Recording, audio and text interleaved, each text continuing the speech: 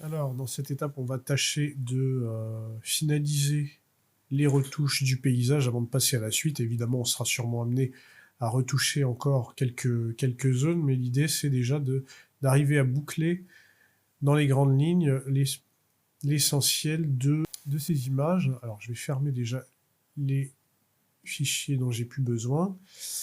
Et je vais revenir sur l'arbre, sur le niveau de l'arbre en particulier.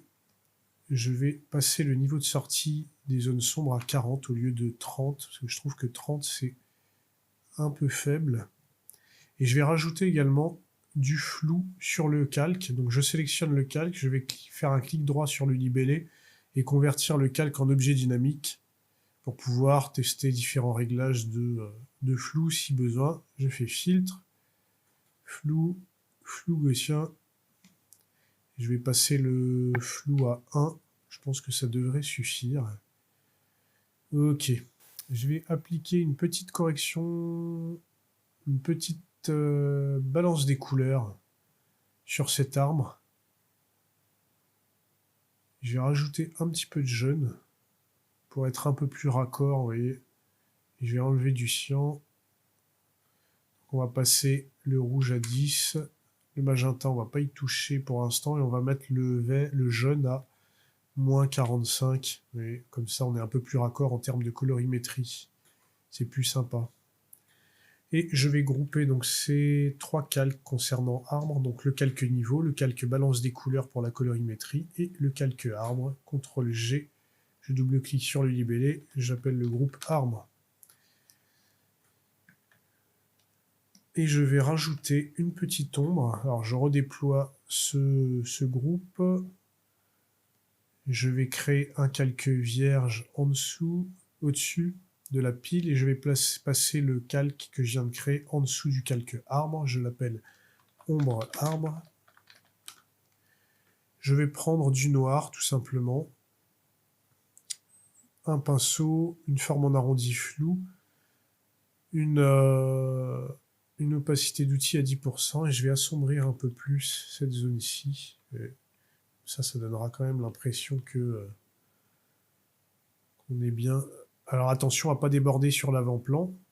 Ce qu'on va faire, c'est que si jamais vous faites quelque chose comme ça, si jamais vous débordez sur l'avant-plan, vous redéployez le groupe avant-plan, vous déployez avant-plan 1 et vous faites un CTRL clic gauche sur le calque avant-plan 1, ce qui vous permet de récupérer la sélection de la forme. Vous intervertissez la sélection, CTRL-I, et vous ajoutez un masque de fusion à ombre arbre, comme ça la partie basse sera automatiquement masquée. D'accord ? Donc je reviens sur le calque ombre arbre, je fais ça, et ce que je vais faire, c'est que je vais rajouter un petit peu d'ombre en bas à la base de l'arbre également. Donc je vais sélectionner arbre, je rajoute un calque vierge, je vais l'appeler ombre, et pareil, hein, avec du noir et les mêmes réglages de pinceau, je vais assombrir un petit peu la base, comme ça. On va avoir un petit peu plus de volume à l'ensemble.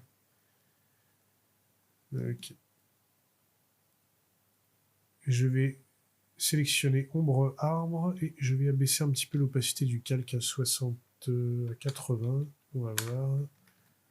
Faut pas que ce soit trop sombre non plus. Voilà. Là, vous voyez, grâce à la petite ombre que l'on place au niveau de l'arbre, on a quelque chose de beaucoup plus raccord entre le sol et l'arbre. Ça permet de mieux intégrer l'arbre. Voilà, maintenant qu'on a fait ça, on va rajouter une deuxième brume, comme je le disais tout à l'heure, au niveau du fond. Pour ça, je vais me placer au-dessus de BG. Donc je vais déployer le groupe BG. Je sélectionne le premier calque du groupe. Je rajoute un calque couleur unie. Et je vais prendre comme couleur une sorte de beige très clair. Beige jaune très clair. Donc on peut partir sur FE F3D0. FE F3D0.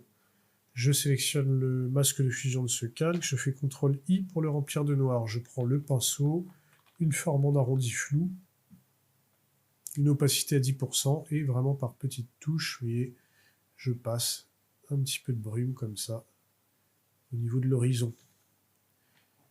Ce qui accentue l'effet l'effet de profondeur, une fois de plus. Alors, je vais peut-être passer un petit peu de brume ici, sur le pourtour. CTRL Z. Voilà, l'avantage de travailler sur un masque de fusion, c'est qu'on peut faire des essais. Voilà. J'ai rajouté un petit peu de brume ici pour différencier cette zone de l'arrière-plan. Voilà, donc on va s'arrêter là, comme je le disais, pour le travail du paysage. Et on va commencer à intégrer nos petits éléments à l'intérieur de celui-ci. Donc je vous dis à de suite pour la suite.